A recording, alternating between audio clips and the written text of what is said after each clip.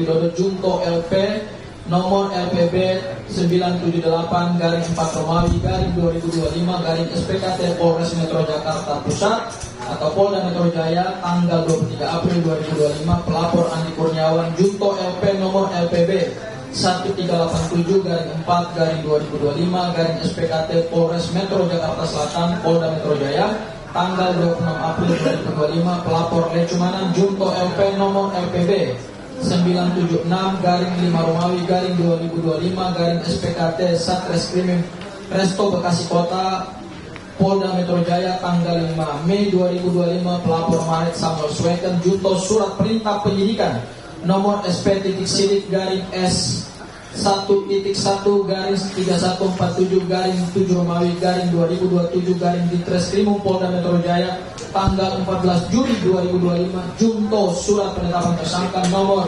S.1899/11 Ditreskrimum Polda Metro Jaya tanggal 7 November 2025 dengan alamat Kantor Polda Metro Jaya, Jalan Jenderal Sudirman nomor 55 Jakarta 12190.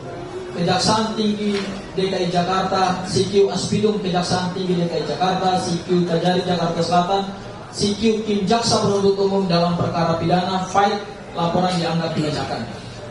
Dasar permohonan 1. Bahwa dasar dari permohonan pra peradilan aku yang diajukan oleh pemohon adalah menggunakan KUHP Fight Undang-Undang Nomor 20 Tahun 2025, yakni sebagai berikut: Pasal 163 ayat 1 huruf E junto huruf G KUHP, yaitu nomor 1, acara pemeriksaan pra peradilan ditentukan sebagai berikut: E. Selama pemeriksaan sebagaimana dimaksud dalam huruf C belum selesai, pemeriksaan pokok perkara di pengadilan tidak dapat diselenggarakan. G. Putusan pra peradilan pada tahap penyidikan tetap dapat dilakukan pemeriksaan pra peradilan kembali pada tahap pemeriksaan oleh penuntut umum dengan permintaan baru. Kemudian pasal 173 ayat 2 junto ayat 4 junto ayat 5 KUHP yang baru. 2.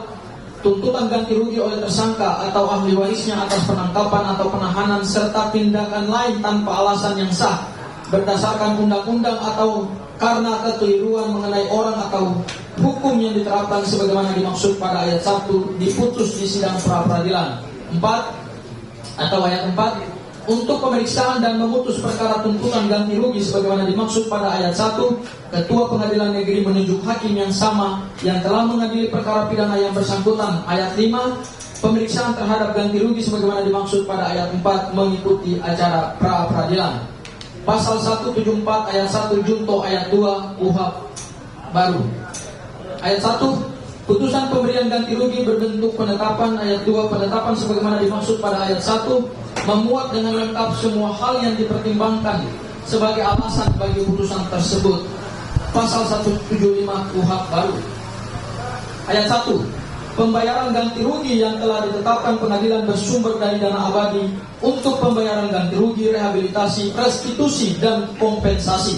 Ayat 2, pembayaran ganti rugi diberikan dalam waktu paling lama 14 hari kerja terhitung sejak tanggal permohonan ganti rugi diterima oleh lembaga yang mengelola dana abadi untuk pembayaran ganti rugi, rehabilitasi, restitusi, dan kompensasi sebagaimana dimaksud pada ayat 1. Ayat 3, salinan penetapan pemberian ganti rugi sebagaimana dimaksud dalam pasal 174 ayat 2 disampaikan kepada A, tersangka, terdakwa atau terpidana, B, penyidik, C, penuntut umum, dan D, lembaga yang mengelola dana abadi untuk pembayaran ganti rugi, rehabilitasi, restitusi, dan kompensasi. Ayat 4, penuntut umum menyampaikan salinan penetapan ganti rugi sebagaimana dimaksud pada ayat 3 dalam jangka waktu paling lama 3 hari terhitung sejak penetapan ditetapkan. Ayat 5, ketentuan lebih lanjut mengenai pembayaran ganti rugi diatur dalam peraturan pemerintah. Pasal 9 ayat 1 Undang-Undang Nomor 48 Tahun 2009 tentang kekuasaan kehakiman menegaskan bahwa seseorang yang ditangkap, ditahan, dituntut atau diadili tanpa alasan yang sah berhak mendapatkan kompensasi dan rehabilitasi. Putusan pra peradilan nomor 99/PIK/2026/PN Jakarta Selatan tanggal 7 Juli 2026 mengenai tidak sahnya penggeledahan, penangkapan, dan penahanan yang dilakukan oleh termohon penyidik Polda Metro Jaya dengan pemohon atas nama KRMT Rosyudon Noto Diprojo. Pasal 9 ayat 1 PP nomor 92 tahun 2015 ayat 1. Besarnya ganti kerugian berdasarkan alasan sebagaimana dimaksud dalam pasal 77 huruf B dan pasal 95 KUHP paling sedikit Rp500.000 dan paling banyak Rp100 juta. Asas perlindungan hak asasi manusia atau HAM. Setiap orang berhak mendapatkan perlakuan dan perlindungan yang sama serta setara sesuai dengan martabat kemanusiaan, dan harus dipahami bahwa HAM adalah hak bawaan sejak lahir yang tidak dapat dihilangkan, diserahkan atau dicabut oleh siapapun, sehingga pemerintah atau negara memikul kewajiban dan tanggung jawab utama untuk menghormati, melindungi dan memenuhi hak asasi dari warga negaranya. Poin 2, legal standing pemohon. Bahwa legal standing dari permohonan ganti rugi AKO adalah melalui permohonan pra peradilan yang notabene adalah tersangka yang mengalami kerugian sebagai akibat tindakan upaya paksa berupa penggeledahan, penangkapan dan penahanan yang tidak sah yang dilakukan oleh termohon Fight pasal 173 ayat 2 Junto, ayat 4 Junto, ayat 5 KUHP yang baru, dan yang telah diputus oleh Pengadilan Negeri Jakarta Selatan pada tanggal 7 Juli 2026 Fight putusan pra peradilan nomor 99 garing Pitpra garing 2026 garing PN Jakarta Selatan. Sehingga dengan demikian maka KRMT Suryonoto Diprojo telah memenuhi persyaratan sebagai pemohon dalam permohonan ganti rugi AKO. Poin 3, kompetensi relatif pengadilan negeri. Hal yang kedua terkait dengan nilai ganti kerugian, bahwa memang undang-undang telah menegaskan ya nilai ganti kerugian itu minimal adalah Rp500.000 dan maksimalnya adalah Rp100 juta.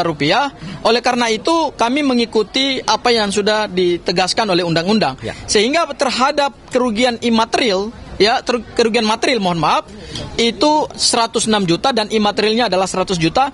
Dan insya Allah tadi kami tegaskan juga di hadapan hakim pra peradilan, kalau nanti berkenan dikabulkan oleh hakim pra peradilan, maka uang tersebut akan disumbangkan kepada yayasan sosial. Ya. Jadi tidak ada motif ekonomi di balik permohonan pra peradilan ini.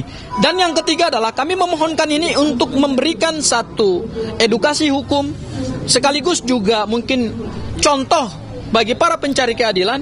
Jangan ragu dan jangan takut. Yes. Ketika saudara dikriminalisasi, saudara ditangkap, ditahan tidak sesuai dengan prosedur hukum, saudara punya dua pilihan. Pertama adalah mohonkan itu melalui pra peradilan, dan ketika dikabulkan saudara mohon lagi yang kedua, yaitu ganti kerugian.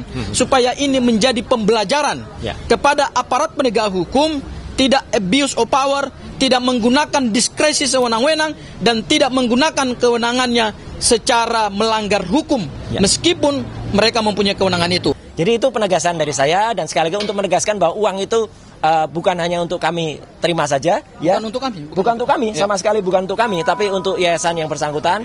Maka sebagai wujudnya kami sudah ada kok uangnya, ada di sini. Nah, karena ini warnanya biru ya, ini warnanya juga biru, ya gitu. Jadi kita sampaikan kepada yayasan yang memerlukan. Jadi 206 juta rupiah itu ya diputuskan semua atau dikabulkan sebagian atau apa, yaitu terserah kepada Yang Mulia Hakim Tunggal Pak Iketut Darpawan.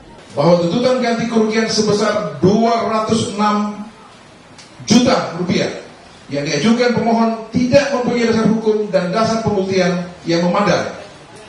Bahwa sekalipun pemohon mengajukan bukti berupa kwitansi atau bukti pembayaran atas sejumlah pengeluaran, bukti tersebut hanya membuktikan telah terjadinya pengeluaran sejumlah uang, namun tidak serta-merta membuktikan bahwa seluruh pengeluaran tersebut merupakan kerugian yang timbul sebagai akibat langsung kausal verbal dari tindakan termohon, dan karenanya wajib dibebankan kepada negara sebagai ganti kerugian.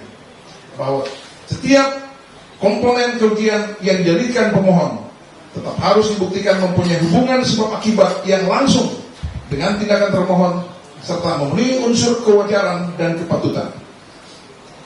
Terlebih lagi, tuntutan kerugian imaterial sebesar 100 juta rupiah hanya didasarkan pada penilaian sepihak pemohon tanpa ukuran yang objektif dan terukur. Bahwa selain itu, besaran tuntutan ganti kerugian yang diajukan pemohon juga tidak sejalan dengan ketentuan pasal 9 Peraturan Pemerintah Nomor 92 tahun 2015. Pertama, mereka tidak mengakui adanya kekeliruan dalam hal penangkapan, penahanan, dan penggeledahan. Padahal, jelas-jelas dalam putusan pra-peradilan yang pertama, penggunaan kewenangan Polda Metro Jaya pada tanggal 19 Juni berupa penangkapan, penahanan, dan penggeledahan pada jam 7 pagi itu telah dinyatakan oleh pengadilan, dan ini dinyatakan oleh negara loh, bahwa itu sewenang-wenang, melanggar hukum, tidak punya dasar yuridis, dan kemudian melampaui batas. Kenapa melampaui batas? Karena Mas Roy dan Bu Tifa sejatinya sejak dilaporkan oleh Pak Jokowi selalu patuh, kooperatif, bahkan pada saat menjalani kewajiban wajib lapor di Polda Metro Jaya tidak pernah satupun mereka mangkir, dan itulah yang menjadi dasar kenapa penangkapan, penahanan, dan penggeledahan itu dinyatakan batal atau tidak sah.